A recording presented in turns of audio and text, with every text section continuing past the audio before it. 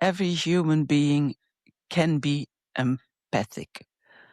Even very nasty people have empathic capabilities, but they don't use it that much. But there are people who are more empathic, and you have people are a little bit, you have people who are more, and you have, of course, people who have built their whole life around being empathic, being a super empath. But what most people don't know is that being empathic is most of the time trauma-based. Mm-hmm. And that feels very strange because it is such a big gift.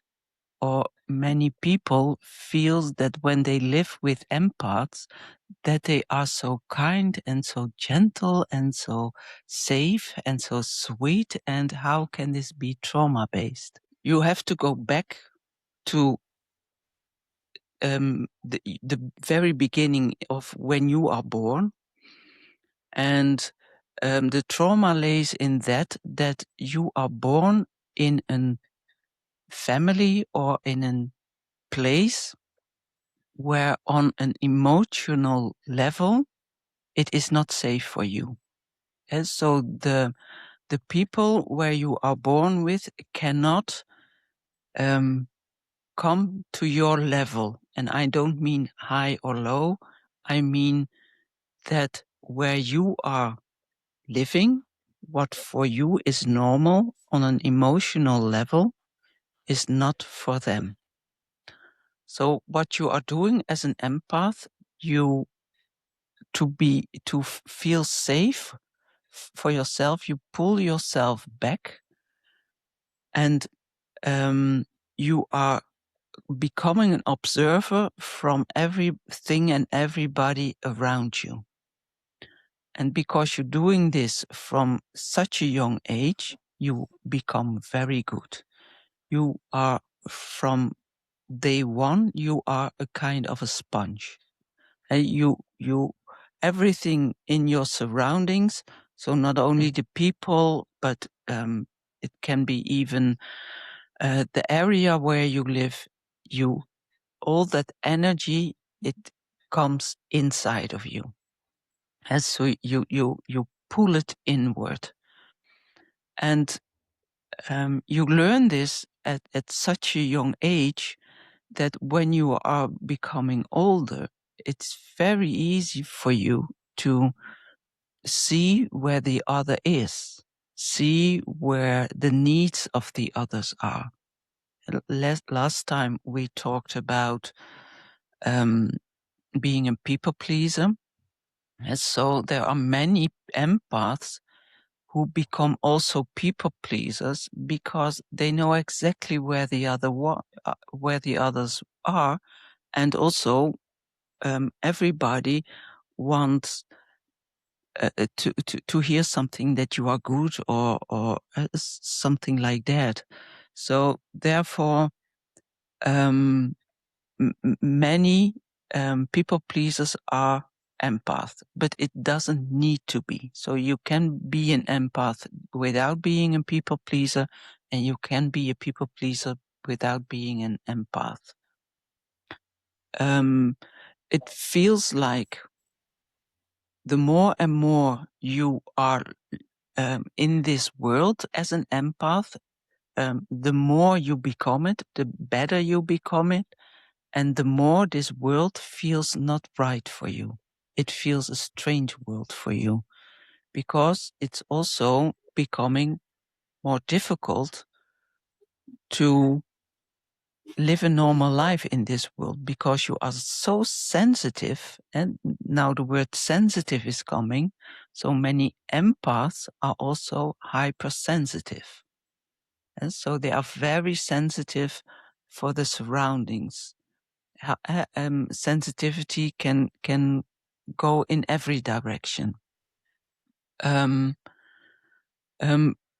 do you want to add something or? I do. I would like to add like a little bit of another layer to that, or an additional layer. Um, I believe empathy is a human trait.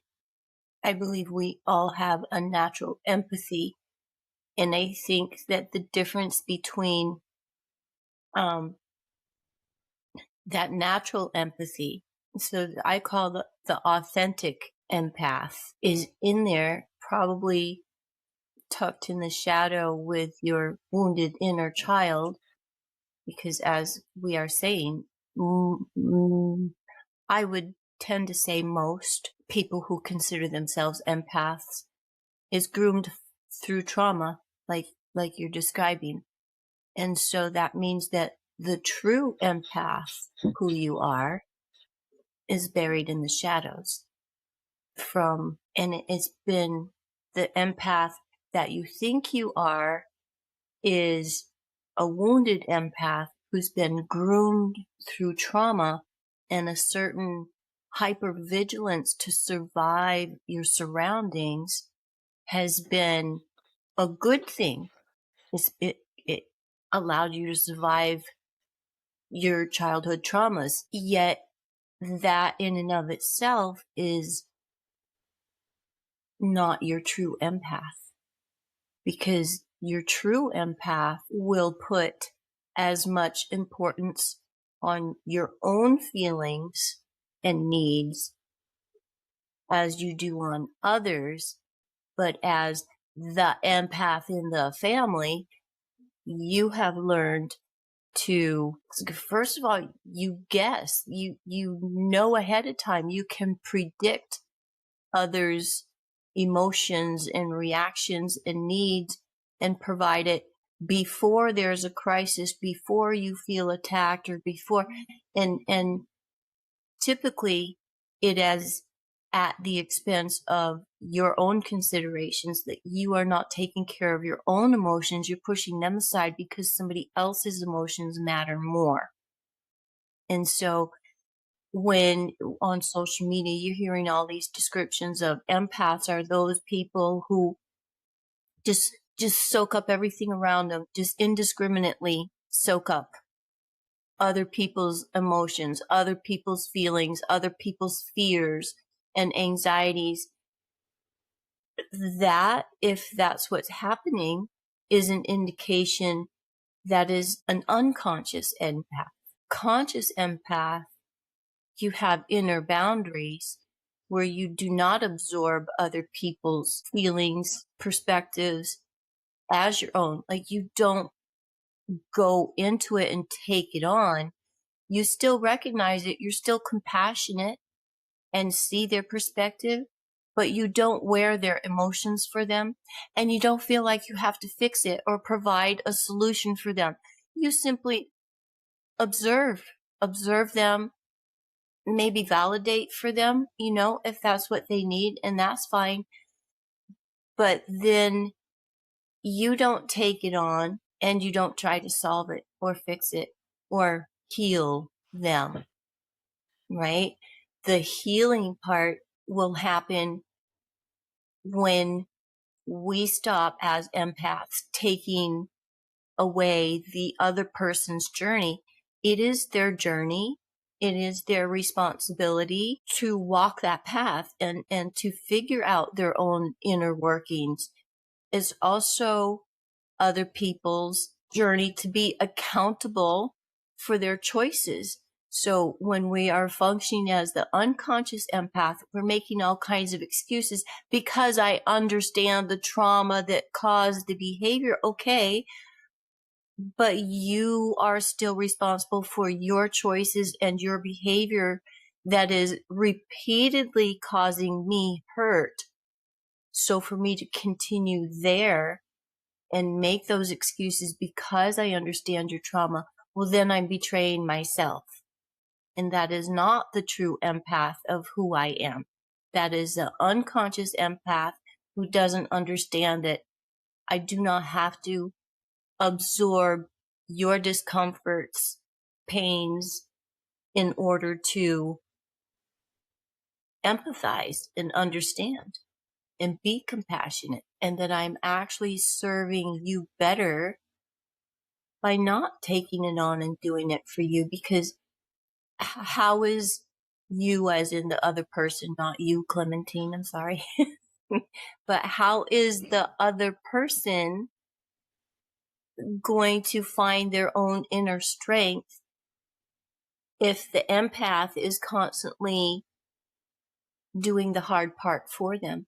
If the empath is constantly managing the other person's emotional meltdowns, well, then the other person never actually learns how to manage it themselves. And so then you're in the area of codependency and enabling at that point, and you're really trading yourself in.